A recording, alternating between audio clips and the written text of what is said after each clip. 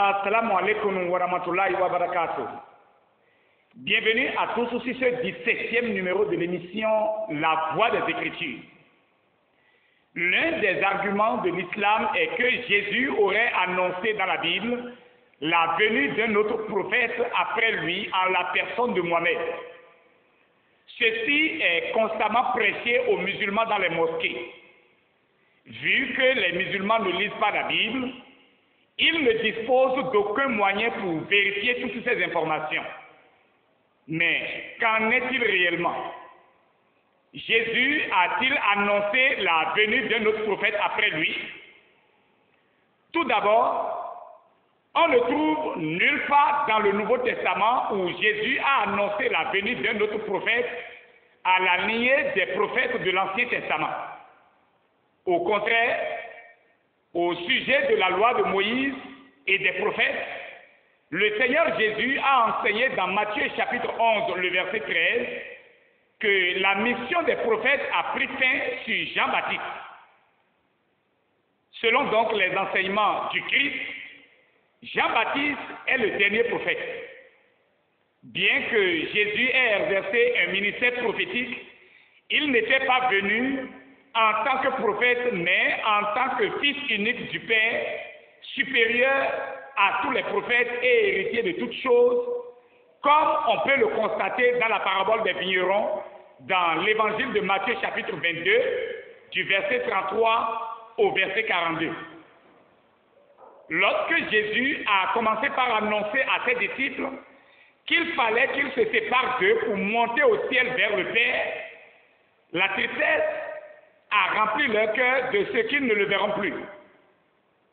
Et parce qu'ils étaient devenus tristes, Jésus leur annonce un sujet de joie. Dans Jean chapitre 16, du verset 6 au verset 7, Jésus leur dit, « Mais parce que je vous ai dit ces choses, la tristesse a rempli votre cœur. Cependant, je vous dis la vérité. Il vous est avantageux que je m'en aille.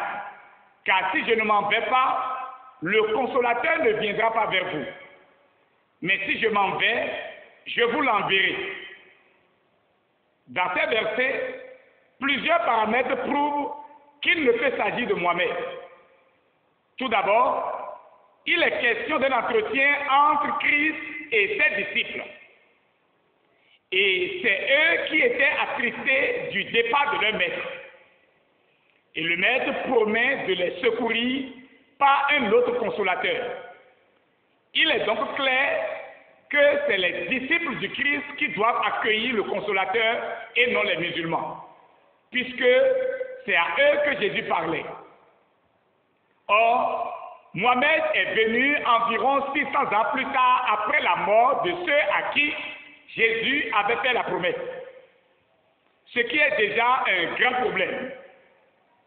Ensuite, Jésus dit à la fin du verset 7 ceci, « Mais si je m'en vais, je vous l'enverrai. » Le Christ explique à ses disciples dans ce verset au sujet du consolateur que c'est lui qui va l'envoyer. Dire que c'est Mohammed qui est le consolateur signifie que c'est Jésus qui a envoyé Mohammed. Or, si les musulmans acceptent que ce soit Jésus qui ait envoyé Mohammed, alors ils reconnaissent indirectement que Jésus est Dieu, puisque seul Dieu envoie les prophètes. Dans un autre verset, Christ va révéler clairement l'identité du consolateur.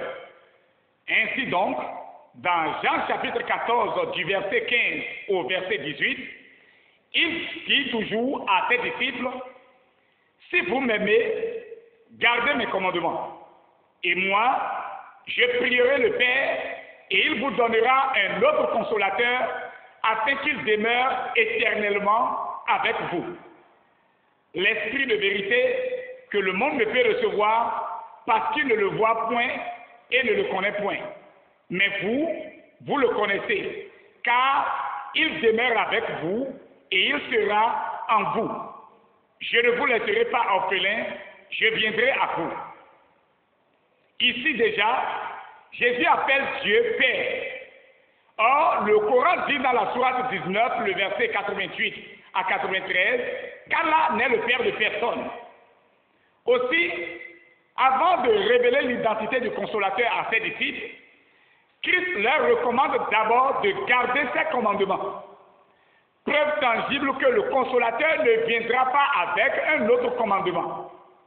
Or, Mohamed est venu avec d'autres enseignements différents de celui du Christ, notamment la question de femme au paradis, de comment traiter ses ennemis, des interdictions alimentaires, etc. Jésus dit encore ceci du consolateur, afin qu'il demeure éternellement avec vous.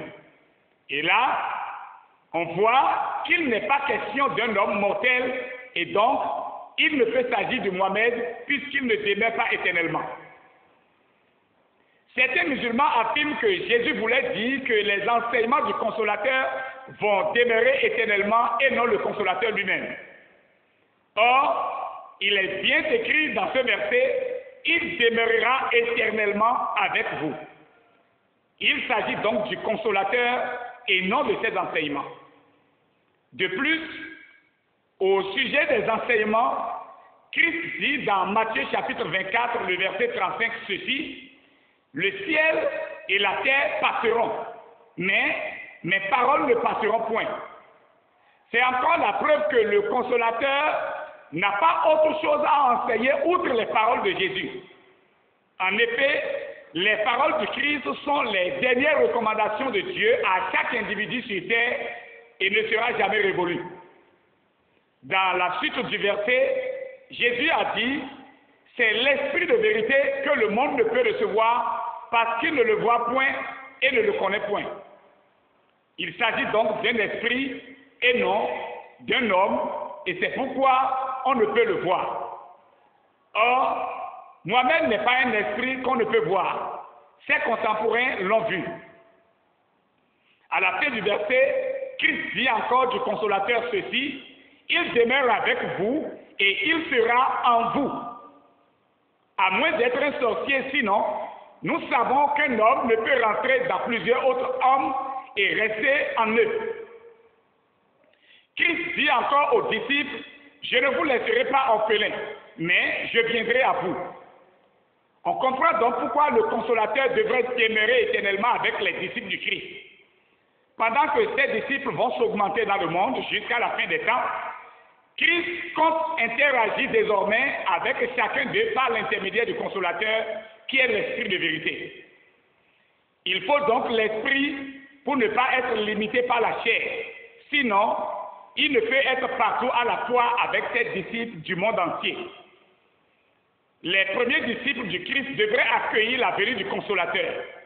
Mais ils devaient demeurer éternellement à cause de la génération de plus grand nombre de disciples à venir, afin de permettre au Christ de venir à eux où qu'ils se trouvent dans le monde.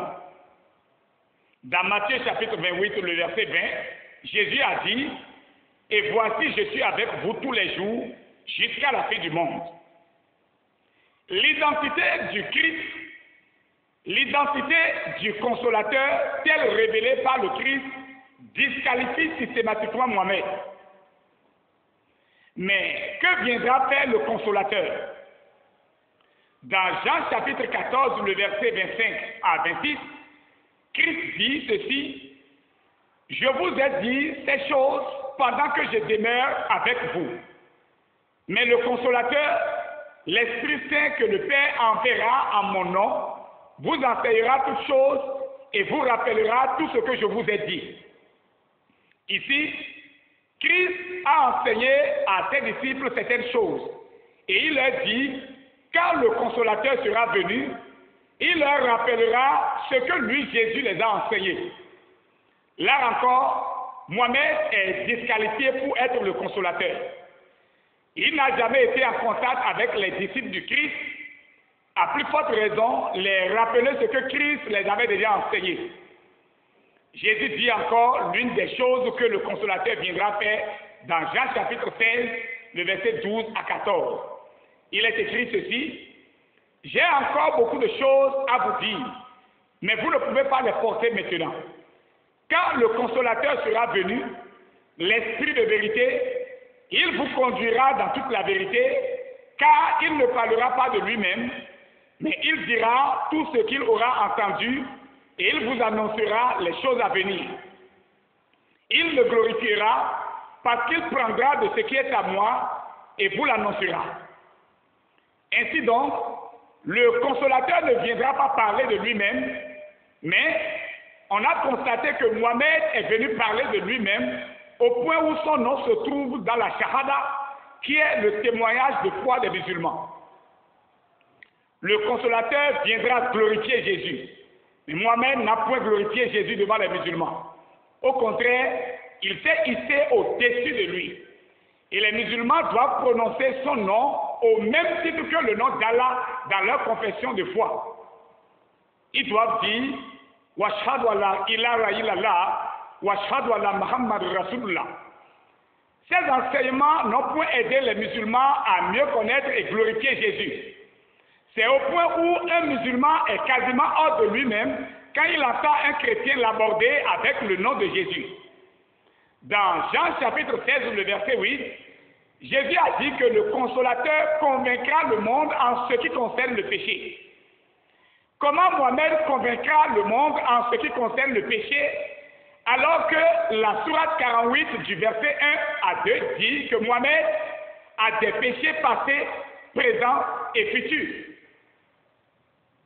Nous remarquons également que dans tous les versets, nulle part Jésus n'a fait mention d'un prophète, mais il a annoncé la venue du consolateur. Un consolateur est avant tout celui qui console. Les disciples du Christ à qui il a confié la mission de répandre la bonne nouvelle dans le monde entier sont des Juifs. Mohamed n'a pas été un consolateur pour les Juifs. Au contraire, il a égorgé en une journée entre 800 et 900 Juifs de la tribu des Banu Quraïda, référence Tafsir de Ibn Kathir de la sourate 33, le verset 26 à 27. Mieux, à la page 232 de la Sira Rasulullah de Ibn Hisham, au dernier paragraphe, on lit ceci. Le prophète recommanda à ses compagnons et dit, tout juif qui vous tombe sous la main, tuez-le. Ainsi, lorsque le prophète l'emporta sur les juifs des Banu Quraïda, il prit près de 400 prisonniers et donna l'ordre de les trancher la gorge. Les Khazraj se livraient à cette tâche avec plaisir et la joie se lisait sur leur visage. Jésus n'a pas promis celui qui viendra égorger, mais un consolateur. Christ a dit dans Jean chapitre 10, le verset 10, « Le voleur ne vient que pour dérober, égorger et détruire. » Mes chers amis, ils vous ont menti. Vous avez été dupés depuis des siècles. Réveillez-vous. Réveillez-vous afin que Christ vous éclaire. Dans Jean chapitre 14, le verset 26, Jésus a dit que le consolateur, c'est le Saint-Esprit. Les érudits de l'islam enseignent aux musulmans que c'est Mohamed qui est le Saint-Esprit en contredisant eux-mêmes le Coran qui dit dans la sourate 16, le verset 102, que c'est Djibril qui est le Saint-Esprit.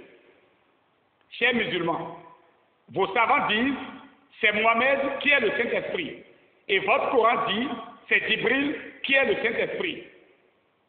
Entre Djibril et Mohamed, qui est au juste le Saint-Esprit? Selon Christ, ni l'un ni l'autre. Notre rôle, c'est d'éveiller votre conscience par amour pour vos âmes. Shalom à tous et à très bientôt.